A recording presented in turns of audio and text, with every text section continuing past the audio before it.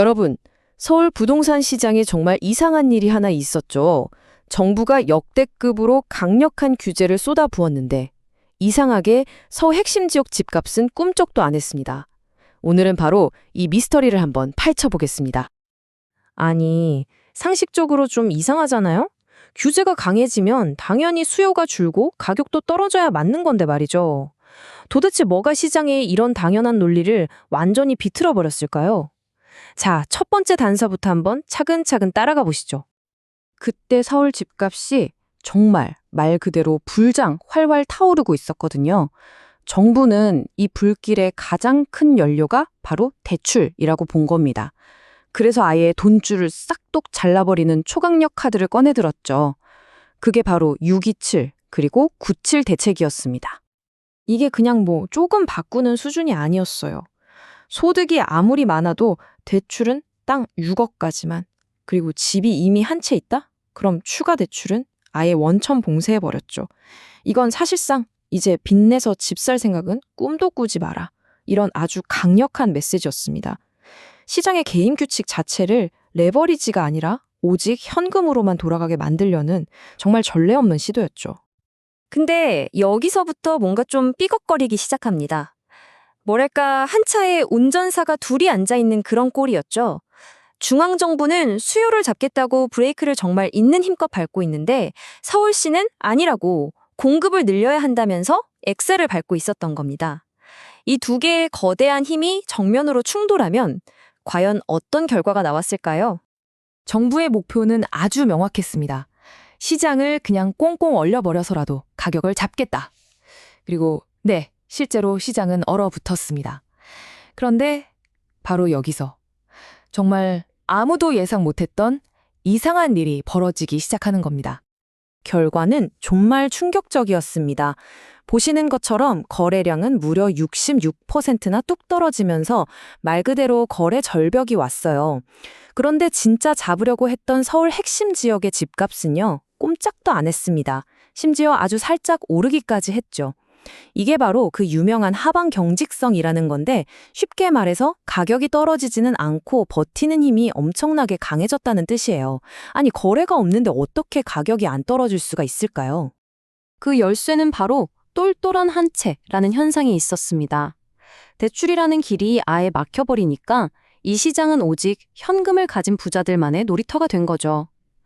이분들은 어설프게 여러 채를 하는 것보다 가장 확실하고 누구도 넘볼 수 없는 핵심 지역의 비싼 집 딱 한 채에 자산을 몰아넣기 시작한 겁니다. 이게 바로 핵심 지역 가격을 단단하게 받쳐주는 방어막이 되어버린 거죠. 결국 이 초강력 규제가 시장을 완벽하게 둘로 나눠버린 셈입니다. 하나는 현금 부자들만 들어갈 수 있는 그들만의 리그, 그리고 또 다른 하나는 대출이 막혀서 아무것도 할 수 없는 나머지 모두를 위한 꽁꽁 얼어붙은 시장. 월급 모으고 대출 받아서 차근차근 더 좋은 집으로 옮겨가던 그 주거 사다리라는 게 그냥 하루아침에 걷어차여버린 거예요. 자, 그런데 문제는 여기서 끝나지 않았어요. 집을 살 수 없게 된 그 수많은 사람들은 그럼 다 어디로 갔을까요? 맞습니다. 전세나 월세 시장으로 밀려날 수밖에 없었죠. 이렇게 얼어붙은 매매 시장이 만들어낸 거대한 수요가 전세 시장으로 한꺼번에 쏟아지면서 정말 아무도 예상치 못했던 거대한 나비 효과가 시작됩니다. 도대체 이 모든 미스터리의 진짜 원인은 뭐였을까요? 정말 놀랍게도 그 해답은 바로 정부 정책 그 자체에 숨어 있었습니다.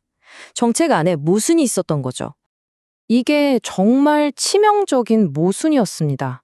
수요 잡으려고 만든 6억 대출 제한 있잖아요.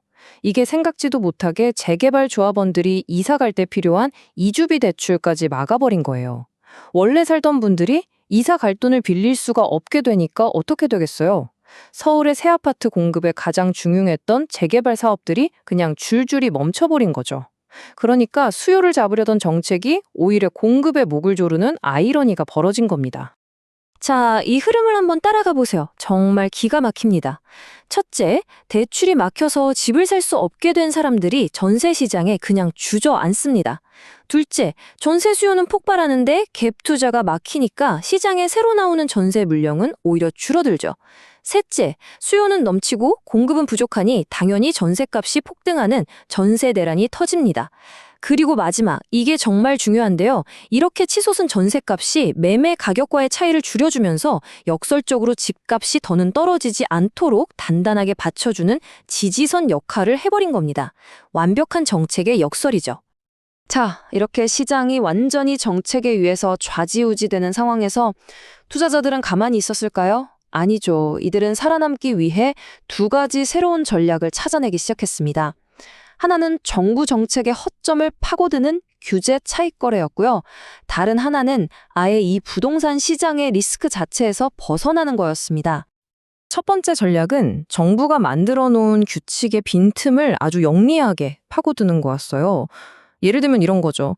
정부가 지방 경제를 살리려고 공시가격 2억 원 이하의 지방주택에는 다주택자 세금 폭탄을 피할 수 있는 구멍을 남겨뒀거든요.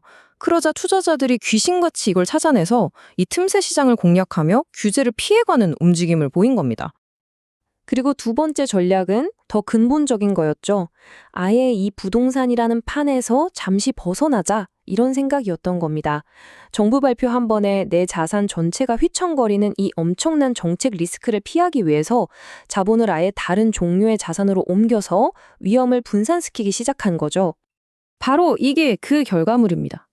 일단 안정적인 채권으로 포트폴리오의 중심을 잡고 국내 부동산 경기와는 상관없이 세계 경제 흐름을 타는 반도체 같은 수출주에 투자하는 거죠.